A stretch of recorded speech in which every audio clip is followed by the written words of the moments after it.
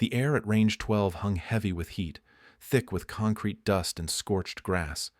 The sun pressed down without mercy, baking the tarmac and bleaching the outlines of everything in sight. Through the shimmering haze, mock target hulks stood like rusted monuments, burned-out armored personnel carriers, jagged sections of tank hulls, and thermal-scored panels bolted into sand-packed berms. Every 20 minutes, a new pair of boots hit the gravel near the staging pad. Most belonged to eager voices, loud with challenge and cocky timing calls. They joked over their radios before even starting their drills. Raya stood alone near the south boundary rope, her vest clean but blank. There was no patch on her shoulder, no group tag, and certainly no call sign stenciled on her back. She had not been scheduled to run the gunnery lane. Her clipboard was meant for timing support and telemetry sync, not for the exercise itself. Yet when the group leader for Bravo Pod casually suggested that she give it a go, the tone was light, amused, inclusive. They called it fair chance. She knew what it really was, a polite way to mock someone without raising a voice. She nodded once, handed off her clipboard without a word, and walked to the ready line. The others had taken the lane like it was a competition. They bolted between cover points in bursts of speed, clearing mock structures with high-volume callouts and exaggerated pivot turns. Most didn't even check their rear telemetry windows. They barked coordinates through the headset, signaling virtual airstrikes as quickly as possible. Some barely waited for the target panels to cycle red. But the scoring system wasn't fooled. Only full exposures counted. Only synced telemetry on ground markers would confirm a simulated kill. Raya moved differently. Her pace was quiet, controlled. She crouched at each cover point until the thermal flicker on the painted vehicle core registered steady. She paused near each uplink box and checked its panel twice, confirming telemetry signal with both visual readout and hand-scanned sensor tone. When she made her callouts, her voice was calm and even. She didn't shout. She spoke the data. Panel 47 tracking red, requesting pass on vector 303. Her airstrike timing was clocked to 100.0 milliseconds from heat confirmation to fire order. Not fast, not dramatic. Exact. A few observers at the edge of the ready zone leaned forward as she continued. One muttered something about watching a range instructor instead of a trainee. Another laughed and said it looked like she was writing a manual in real time. Derek, the most vocal from Bravo Pod, leaned on a crate and smirked toward Marco, one of the senior instructors. She clearing the range or just taking soil samples? Marco chuckled but didn't answer. He scratched at his temple with the edge of his laminated range sheet and turned back toward the monitor. The last third of the course was a simulated ridge run, angled to test call timing across line-of-sight blocks. Most operators made a guess, rushed the angle, and hoped for the pass. Raya waited. She let the second panel reappear fully, adjusted 2 steps left for wind flag correction, then gave her strike call at a sharper angle. The laser-linked panel confirmed the hit instantly. The telemetry line flashed green on the command tablet. No error, no missed target, just silence and dust. When she stepped off the lane, her gloves were still tucked at her belt. She hadn't drawn her sidearm. She hadn't needed it. The entire exercise had been coordination and control. Marco gave her a neutral nod. Lane complete, he said. Then, after a pause, you passed. There was no emphasis, no inflection. It sounded like a formality. Derek clapped his hands once, mock applause loud enough to echo. Range cleared with a whisper. He said, "Very stealthy. Next time she can teach a yoga class on panel discipline." Laughter rippled among the others. One trainee pretended to tiptoe through an invisible field, whispering fake callouts into his fist. Raya didn't look up. She collected her clipboard from the case, flipped to the back page, and began rechecking the earlier run's score lines. Her pencil moved in calm, deliberate strokes. She marked her own run with a small initial and tucked the sheet behind the stack. She did not correct anyone. She did not speak. The heat warped the air over the gravel as another name was called. A trainee from Delta Pod jogged to the line with a dramatic shoulder roll and shouted over his mic before the countdown even started. The instructor rolled his eyes but keyed the uplink. The lane activated again with a buzz of artificial static. Raya stepped back from the shade tarp and found her original position near the southern rope line. The canvas overhead rustled faintly in the crosswind. Far ahead, the concrete target berm shimmered like a mirage, broken only by the sharp black outlines of the thermal plates. She could see the sequence again in her mind. 3 centerline pop-ups, 2 low-rise tanks, 1 obscured panel placed just off-axis to force a delayed call.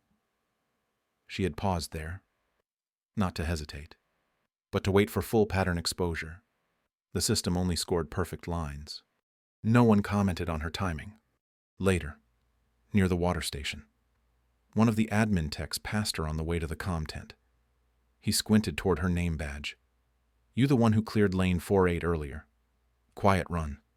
His voice was neutral, maybe even slightly impressed. She nodded once. "That's me." He gave a quick thumbs up and walked away, already distracted by something on his tablet. The gesture meant nothing. It was the only direct acknowledgement she received. In the shade of the tent, Derek and Marco stood over the latest batch of scoring logs. They didn't mention her name. They were arguing about whether Delta Pod's last run should be considered a full pass. The hit rate was above threshold, but the last pop-up had been skipped on timing. "Close enough," Marco said. "Didn't trigger a fault." Derek nodded. Real pace. Controlled the rhythm. The irony didn't register. Raya returned her clipboard to the supply crate and wiped the dust from its edge with the sleeve of her vest. She could still feel the heat lingering in the metal. Her hand brushed the corner where her own diagram was clipped, a simple range arc drawn in pencil, plotted for wind drift and target timing. She didn't look at it. She didn't need to. Someone behind her started calling the next rotation. Her name wasn't listed. She wasn't expected to fly in the next wave. She wasn't expected to do anything. She stepped away from the crate and walked slowly toward the edge of the lot where her shadow stretched longer across the concrete. The scorched line between panels and sunlight shimmered again. No one followed. No one called out. Her range had been clean. Her result was exact. And no one cared. By the time the sun touched the edge of the hangars, Raya had already traced the full attack arc twice. The concrete was cool beneath her boots. The chalk lines faint, but clean. She used a soft carpenter's stick from a hardware store off base, shaved at the tip for precision. Her diagram covered 4 meters of ramp space and followed the lane pattern from memory gunnery run 3-2, with thermal pop-ups masked at 100 meters, a left offset ridge, and a mock convoy element strung through the right-hand sector. She didn't speak as she moved. Her clipboard rested on the crate behind her, its clipped sheets curled slightly from heat. The top page held a set of hand-drawn overlays, aligned to the simulated terrain. She had matched them to the scoring maps uploaded the week before and remarked the line of sight breaks where haze had impacted visibility. None of that was listed in the official packet. She had noticed them during her review of previous gun camera footage, logged from the corner console no one else touched after hours. The dust kicked once as a truck passed behind her, tires scattering fine grit across the edge of her chalkwork. She didn't flinch. She leaned forward again and adjusted a contour line, correcting the slope to match telemetry degradation during southbound passes. She used her sleeve to smudge a marker into shadow. By the time the next shift walked toward the mess tent, her boots had shifted only half a meter. She worked in the silence between routines. 2 junior operators passed by, shoulders loose and voices low. One nodded in her direction without slowing. The other kept his eyes on his watch. Neither said her name. Neither asked what she was doing. Raya stood and wiped her hand clean on the edge of her vest. Her gloves hung from her belt loop, still untouched. The right palm bore the crease from a single fold. No sweat stains. No fraying. She hadn't worn them on the range yet. Not for training. Not for show. A gust of wind lifted the edge of the paper on her clipboard. She caught it with one hand and pressed it flat. The data block in the upper corner marked out wind shear angles from the day before short, tight entries in her own print. Her notation tracked panel response lag and visual confirmation delay. The differences were small, fractional, even, but they mattered, especially when speed was used to hide imprecision. She stepped to the far edge of the ramp and squinted toward the mock ridgeline. The shapes were hard to see at this distance, but the target layout was familiar. She had replayed the tapes frame by frame. Instructors called out fire when the flare registered. But half the time, it missed the panel activation point. The footage still looked impressive. It always did when you didn't pause to check. At the secondary range marker, she placed a small plastic cone, a training signal. Colored orange. She walked 20 paces west, then turned, and placed another. From this angle, the cones formed a clean line with the camber curve she had charted. She stood at the midpoint and lifted her gaze between them, holding her eyes steady. This was the line where most pilots fired early. The dust and distance made the target feel closer than it was. Firing too soon meant scattered spread, low confirmation rate, and panel lag. She blinked twice, then repeated the motion, from cone to cone, from memory to field. Behind her, a group of maintenance crew stepped out of the hangar with coffee and half-laced boots. One noticed her and gave a short laugh. She's still mapping the chalk. Huh. The tone wasn't cruel, just dismissive. Another added, hope the concrete scores well on telemetry. They walked on, voices fading. Raya didn't respond. She paced back to her clipboard and knelt beside the case. She folded the page once, slid it into a protective sleeve, and tucked the pencil behind the strap. Her timing grid was nearly complete.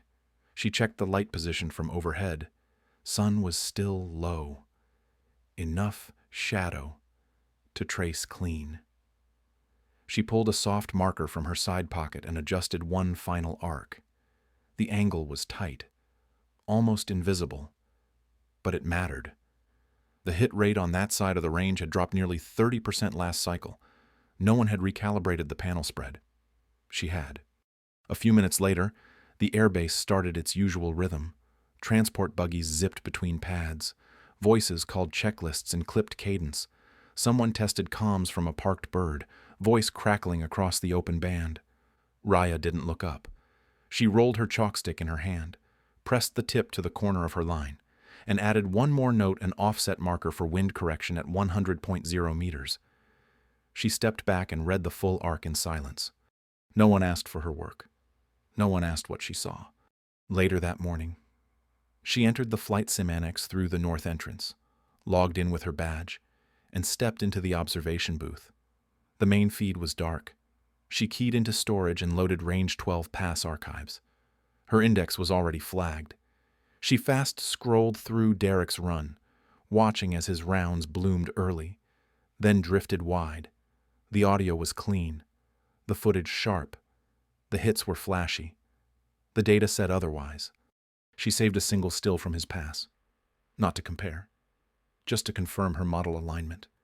When she returned to the ramp, the chalk had faded slightly. Tire tracks blurred one edge. She didn't fix it. She stepped around the damage, placed 2 new cones, and ran the eye tracking pattern again. She wasn't rehearsing. She wasn't being seen. She was calibrating. The tent canvas snapped once in the breeze as the morning briefing wound down. Heat clung to the nylon folds, trapped overnight and slow to lift. A pair of small fans buzzed weakly near the power bank, their blades pushing stale air across a line of empty chairs. Beyond the tent flap, the tarmac shimmered under a layer of oil-slick haze. The scent of jet fuel hung faintly in the air, mixed with dust and the dry bite of scorched rubber. Most of the flight group stood near the center board, crowding around the mission schematic projected on a low-glow tablet. Derek leaned forward, one boot perched on a supply crate, arms folded across his chest. He was grinning at something Marco had just said, though neither of them was speaking very loudly. The 2 of them had already run their gear checks. Derek's gloves were looped through his belt, his flight suit unzipped just enough to show the edge of a custom shirt, printed with an inside joke only the top fire team used. Marco was thumbing through the mission schedule again, though everyone knew it by now. Raya sat apart, 2 meters from the crate line, facing slightly away from the board. Her knee board lay across her lap, half folded, secured with a strap. She wasn't looking at the projection. Her focus was on her own notes, handwritten, no overlays. The paper was clean, margins narrow, the ink steady. She traced the telemetry grid once with her thumb, then adjusted the angle of the board to reduce glare. "Looks like we've got a full ladder now," Marco said, flipping one more sheet on the tablet. 3 clean lanes, and 1 extra at the end for evaluation purposes. He didn't say Raya's name. He didn't have to. Everyone knew who held that final slot. Derek gave a theatrical stretch and cracked his knuckles. "Love to close a set with a curtain call," he said. "Do we get points for applause?" Marco chuckled and tapped a button on the screen. "Just fly clean and don't embarrass the telemetry. Leave that to the bonus round." His eyes flicked once toward Raya without pausing. The implication was casual, almost playful. It hit harder that way. Raya didn't respond. She checked the light level on her wrist display and flipped to the next sheet on her kneeboard. Her gloves were folded beside her on the bench, clean and stiff, seams uncreased from disuse. They hadn't been pulled on since the last aircraft check 2 nights earlier. She let them sit there as she opened the HUD configuration panel on her wrist display and tapped the override switch twice. The screen blinked. The assist overlays vanished. No one noticed. Behind her, the ComTech ran down the preload checklist. Derek stepped into his designated zone and called out his range ID. Another name followed. Then another. The prep rotation was moving fast. Everyone had been through this loop before. This was standard. The only anomaly was the 4th name at the bottom of the board, unranked, unpatched, and unexpected. As the first pilot climbed into his rig, chatter picked up again. "Run it clean this time." Someone called, "We've got cameras hot." Marco held up one hand. Mock serious. "Please respect the silent artist in slot 4. She's calibrating the purest gunnery form." Derek added without turning his head, "Don't forget to activate meditation mode." Raya kept her eyes on her kneeboard. The tent shifted slightly as a heavier gust moved through. One of the canvas ties snapped against the pole and flapped in place. Raya reached down and lifted her gloves, folding them once more and sliding them into her belt. She rose smoothly and walked to the edge of the flight line, keeping to the outside of the group. No one stepped aside for her. They didn't need to. She didn't ask. At the operations cart, the loadmaster tapped a few keys and checked her profile. He frowned. "HUD is showing manual only. Want the base overlays restored?" Raya shook her head. "Negative." He hesitated. "They help with depth patterning. Easier on first pass. Everyone runs them." "Not me," she said. He shrugged and finalized the config. "All yours, then." She walked the rest of the way in silence. The flight crew moved fast now. 2 pilots up, one staging at the rail, another already in comms test. Raya stepped onto the line with no fanfare. Her bird waited alone at the edge, painted flat gray, panels sealed, canopy cracked half open for airflow. The ground team barely looked up as she approached. One of them marked her entry time without comment. The others had their rituals. Derek spun his gloves twice before pull-on. Another flyer patted the dash 3 times before ignition. Raya climbed without any of it. She strapped in, ran diagnostics, cleared warning flags with quiet speed. Her HUD came online. Bare template. No assist indicators. No artificial elevation highlights. Just raw vector, wind speed, and lane telemetry exactly as she preferred. The screen blinked once for manual confirmation. She tapped the prompt and set her grip. From across the field, Marco watched through a side monitor, his hand resting near the comms switch. "She loaded clean?" someone asked behind him. Marco nodded. "Manual run. Might as well let her fly her way. No one's grading the 4th slot." Derek laughed from the sidelines. "Just don't let her outscore us. That would really ruin the write-up." No one disagreed. The flight line moved. Engines spun up. Call signs went hot. Raya said nothing. Her fingers closed around the throttle. Her system was clean. No overlays, no cheats, no audience. Only the telemetry. Only the flight. Only the line she had already drawn. The sky was still when Derek rolled into his pass. The clouds hadn't broken, but the haze had thinned just enough to expose the distant panels on lane 3-2. The telemetry feed flickered once, then steadied. Derek's voice crackled through the command tent speakers, smooth and cocky. Viper 1, lane 3-2, hot and 5. The range camera tracked his A-10 banking in hard from the left. His angle was wide, forcing a correction that pulled his line across the southeast berm before leveling. From above, it looked aggressive, tight, but the pattern was off. His first burst sprayed the ground in a heavy bracket, flaring dust and scoring one target but skipping the second. The third strike hit full, right through the center of a thermal plate, but the delay between his two passes let the fourth target cycle cold. The telemetry registered 5 hits out of 9. The system flagged it clean. He rolled out hard and called clear, his voice half laughing. Lane cold, paint it flashy. Back inside the tent. Someone nodded. Marco didn't look up from the tablet.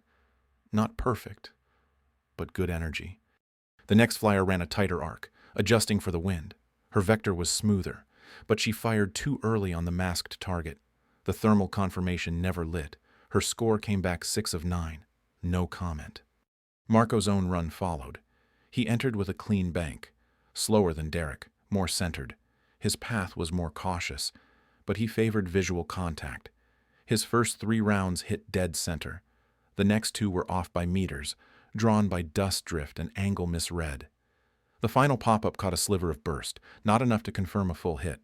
The system logged 7 of 9. The playback was crisp. Marco leaned back and exhaled once, satisfied. Raya waited at the edge of the ramp. Her bird was already powered. The canopy sealed. She hadn't spoken since checking in. Her gloves were on now, the seams creased clean. Her kneeboard locked beside her left thigh. When the control tower gave clearance, she eased into position without radio filler. Viper 2, entering gunnery lane 3-2, standing by. The HUD was quiet, manual, no assists, no highlight frames, just the terrain below and her vector alignment. Lane 3-2 is hot, the range officer called. Clear to engage. She dipped the A-10's nose and let the throttle slide forward. The slope ahead fell into view.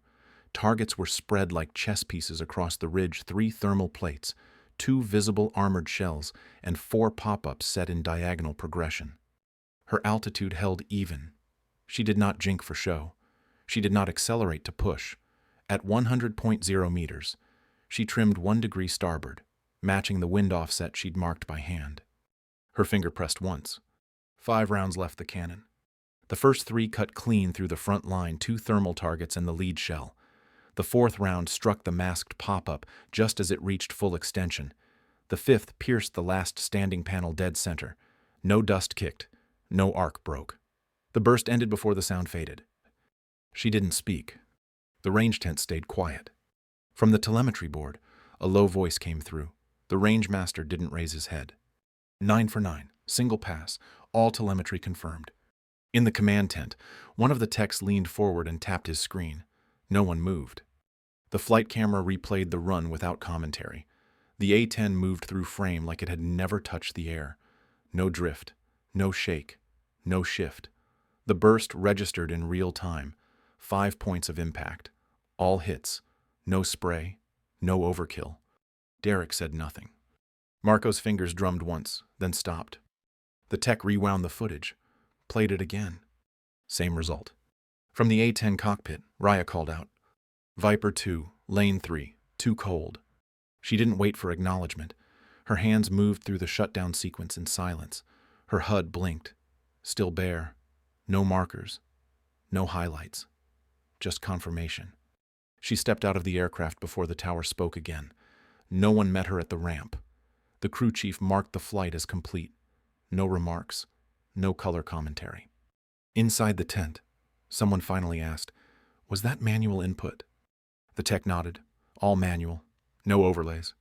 Marco looked back at the screen. The third playback ran without audio. The hits showed in real time. clean lines. Each shot struck at center mass. No bleed, no delay. No one spoke again. Not for several minutes. The only sound came from the cooling fans near the monitors. Raya didn't hear any of it. She was already walking across the tarmac, helmet in hand, boots light against the gravel. Her name still sat at the bottom of the board. No one erased it. No one moved it up. But no one touched it either. The command tent was darker than usual. Overhead lights were dimmed to reduce glare on the monitors, and the room hummed with quiet tension. 4 display screens showed split frames of the latest gun camera feed. Each looped the same footage on a 10-second delay. Thermal overlays flared briefly, then blinked out again. No one was speaking. One tech stood behind the console with both hands resting on the desk, watching the footage on repeat without moving. Marco leaned forward with his elbows on the table. His jaw was tight, eyes narrowed at the frame frozen in the top right screen. Derek stood farther back, arms crossed, chewing the inside of his cheek. No one had touched the scoring sheet since Raya's flight. It still sat beside the keyboard, untouched since the telemetry synced. 9 hits, 1 pass, all manual, no assist overlays. The room smelled faintly of burnt plastic and cold coffee. Someone had spilled water near the main tablet and wiped it up with a flight rag.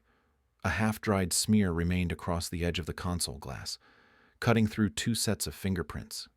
She timed the flare before it peaked. One of the techs said quietly, "He was young, with a flight line badge still creased at the edges. You can see the bloom just begin to widen, and she fires right before it completes." "That's not standard," Marco muttered. "That timing's tight. Too tight." "Frame confirms impact." The tech replied, "Target 3, upper southeast corner, dead center. Panel flashed green. Telemetry agrees." The footage reset. The camera tracked the terrain again, smooth and level. Raya's voice came through over the internal comms. "Viper 2, Gunnery lane 3-2, hot in." Marco reached out and paused the playback. He pointed at the far left target array. "Those southern pop-ups, the haze layer was rising. We had 100.0 meters of distortion. That's the edge of human visual lock. She wasn't supposed to see them." A voice came from behind them. Calm. Even familiar. They weren't masked. The room turned. Raya stood just inside the flap, her gloves tucked into her left hand, helmet hooked at her side. She didn't raise her voice. She didn't take a step closer. The screens behind them continued to cycle in silence.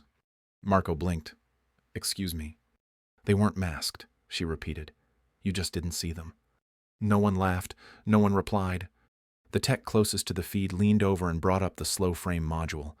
He keyed through each burst frame one by one, pausing on the southern panel. The haze was visible, yes, but not complete. A sliver of outline showed just before the rise. The thermal shift began at the base, faint but legible. In that moment, Raya's round struck center. Frame forward, impact confirmed. Marco didn't speak. Derek stepped beside the screen and looked closer, then glanced at the timestamp. She tracked that manually. She had to, the text said. No assist markers, no auto bloom. Raya didn't answer. She walked forward and placed her gloves beside the console. She folded them once, palm over palm. Her name was still listed last on the flight board behind the screen. It hadn't been changed. No one had touched the order since the morning. She didn't ask for it to be moved. The room stayed silent. No one offered praise. No one dismissed it either. The data was clear. There was nothing left to say. Raya turned and walked out, the tent flap shifting behind her as the breeze moved through again. No applause followed. Only the faint click of keys as the tech reset the feed and queued up her run again, this time for archive submission. The footage didn't change. She had seen what they hadn't. That was all. The sun had started its slow descent by the time the flight line emptied. The heat had softened. Traded now for the golden quiet of evening, shadows stretched across the tarmac in long angles, broken only by rows of equipment crates and the curved backs of parked aircraft. The smell of warm oil lingered in the air, mixed with the faint bite of scorched rubber and wind-blown grit. Engines had been shut down. Flight logs filed. The range was quiet now. The day's noise left behind in the memory of telemetry records and gun tape archives. Near the command tent, Derek stood in front of the range board. His helmet was clipped under one arm, gloves still in his other hand. The list hadn't changed since the start of the cycle. The same 4 names were listed for Gunnery Lane 3-2. His was second. Marco's just below. Raya's sat at the bottom, her name stenciled in dry black ink with no fanfare, but someone had drawn a red circle around it. Not wide, not exaggerated, just a single loop, neat and deliberate. He didn't say anything. Another pilot approached from the north gate, boots soft against the gravel. He slowed when he saw the board. For a moment, both men stood there in silence. She drew it first. The second one said, his voice wasn't loud, just even, like it had been waiting all day to settle into place. Derek nodded, once, without looking away. No one laughed. No one tapped the display. No one asked for playback. Inside the equipment shed, Raya flipped open her clipboard and sat on the edge of the bench closest to the rear wall. The lights overhead flickered once before settling into a steady hum. The bench creaked beneath her weight, but the rest of the room was still. A single flight bag rested against the paneling near the corner. Her helmet sat beside it, visor unlatched, the edge dusted faintly from where she had set it down earlier. She opened the top clip of the board and pulled free the first sheet beneath her hand. The paper was slightly bent at the edges, smudged faintly with graphite. Her drawing from 2 nights ago. Lane 3-2, marked by hand. Contour lines, panel positions, wind markers, and approach timing. All measured, all plotted before she had stepped into the cockpit. The vector she flew had been shaped here first. Her gloves sat on the desk beside her, creased now from use. The leather at the base of each finger was faintly darkened. She picked them up, folded them once, and placed them beside the diagram. The air in the shed was cooler than it had been all day. Somewhere outside, a hangar door closed with a deep metallic thud. No voices followed. Raya pulled a pencil from the clipboard's side pocket and rested the point against the margin of the diagram. She didn't redraw anything. She didn't adjust for spacing. She simply looked down at the exact arc she had flown, the one marked 2 days earlier in chalk across the ramp, and added a single word beneath the bottom line. Confirmed. She let the pencil rest there for a moment, then folded the sheet and returned it to its sleeve. Outside, the last of the flight crews were packing up. A pair of instructors stood near the telemetry console, speaking quietly, their expressions unreadable. One of them pointed toward the monitor, where the confirmed hit sequence from Raya's pass had been looped on silent replay. Neither one gestured toward the scoreboard. Neither needed to. The wind picked up slightly, pushing a trail of fine dust across the open space near the hangars. A single maintenance buggy rattled down the edge of the ramp, its wheels clicking over seams in the concrete. The driver didn't stop. The day was ending. Raya stepped out of the shed and walked toward the edge of the painted line where the range had begun. She didn't head for the barracks. She didn't follow the others. Instead, she paused near a stack of old panel mounts, leaned slightly, and looked back across the cleared space toward Lane 3-2. The target array was dark now. No scoring flashes, no thermal glow, just empty silhouette frames catching the last of the light. Earlier, she had flown straight through that corridor. No drift, no overshoot, 1 pass, 9 targets. The margin of error had been thinner than most would bother with, especially under manual optics, but the tape had confirmed what the diagram had predicted. It was never about spectacle. It had always been about seeing what was there. Behind her, the flight board still stood in place. The red circle hadn't been removed. It hadn't been commented on, either. She turned from the range and walked back toward the far side of the ramp. Each step was steady, her boots quiet against the ground. Her gloves were back in her hand, no longer clean but still folded with care. Her helmet was clipped to her pack strap, swinging gently with each movement. The world around her had quieted, not in reverence, not in celebration, simply because the answer had arrived, and there was nothing left to say.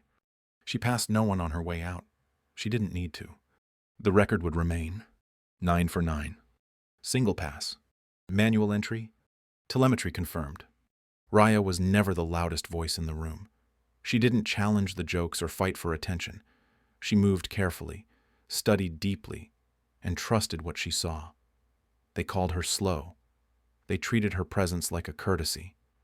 But when the time came to act, she flew the line she had already drawn in silence. No errors, no missed targets. Just one pass, steady and complete. This story isn't about triumph through applause. It's about the quiet strength of knowing your worth long before anyone else does. It's about preparation over pride, clarity over noise, and the courage to be excellent without permission. If this story moved you, share what you saw in Raya's journey. Drop your thoughts in the comments and let us know what quiet strength means to you. Follow for more stories where stillness is not weakness, and being overlooked is never the end.